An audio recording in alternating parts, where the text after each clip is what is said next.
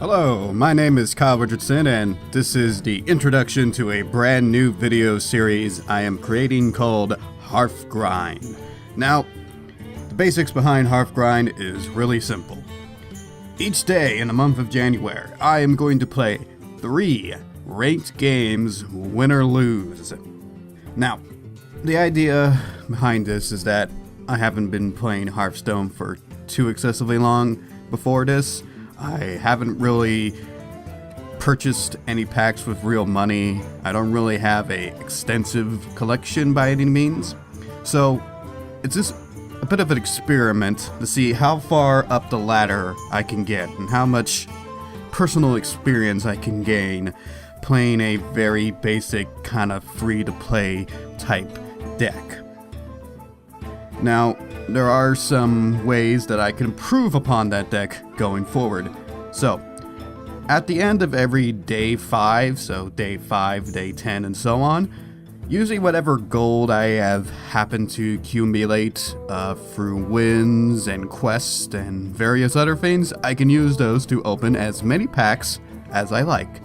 And then, at the beginning of each day 6, so day 6, day 12, and so on, I am able to make changes to the deck that I currently have. Putting in cards, taking out cards, and so on, but I'm going to try to keep the same overall deck theme the same, but just make some minor changes. Now, as far as the deck I'm running, let's get to that.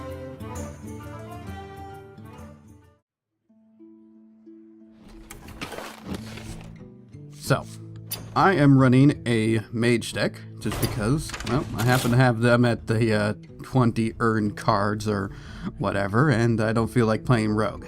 So, let's go over each card and explain why it's in there.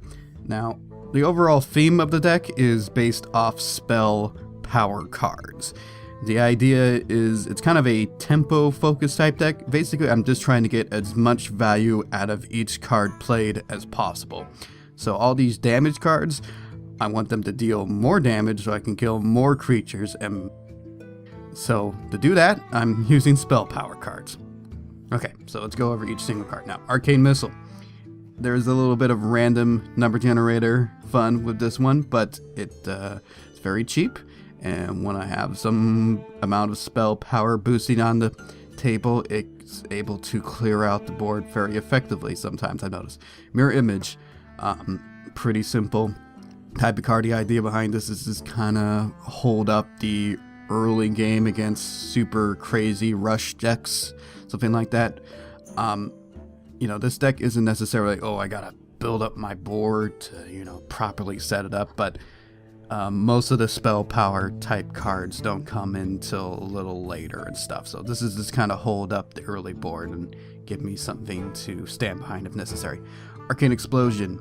1 damage doesn't seem like much, but when you got a lot of spell power that can go up to 2 free, that is very helpful. Frostbolt, very good card. 2 mana for free damage, and of course that damage goes up with more spell power, and the freeze is certainly useful every now and then. Kobold Geomancer, your real super basic spell damage boosting guy. A 2/2 for 2. Simple, straight to the point. Harvest Golem. There are plenty of Death Rattle type guys, but I don't know, I just went with this one just because I happen to have 2 of them, and it's just a really efficient guy, I guess. Like I said, a lot of value. It's a 2 for 1 type card. Nice body for the amount of mana you're getting, and seems like it can do a lot. Next up's Ironfur Grizzly. There are certainly other cards I would prefer to have in this slot, but I don't have those, so I'm sticking with this guy, just a real super basic type of guy. Having a taunt around that mid-range area feels like a good thing to have. And yeah, Fireball. Everybody's got to have Fireball. When you're mage, you're basic, just like do a lot of damage to a dude or the face if necessary, and of course spell power helps it. Polymorph, of course, very much necessary in the mage deck. Very good at just, taking care of major threats and whatnot. And of course, just put a 6 mana on that and it's kill target minion. So there's a few options with this 4 mana Feint. I decided to go with this one just because it feels like it has a good body for the mana cost, and it's at this point in the game that you feel like you kind of start needing more cards. Certainly for 1 mana less, you can get the draw 2 cards option, but I don't know, I kind of like the idea of having a minion as well. A minion, I feel like it's a little bit more worthwhile to my deck design than just an extra card in my hand, because that seems more appropriate for control type decks. Next up, Ogre Magi. We're getting up in the mana, and this guy's got extra spell damage and it's just a nice solid 4/4 body. Next up, Water Elemental, one of my favorite cards.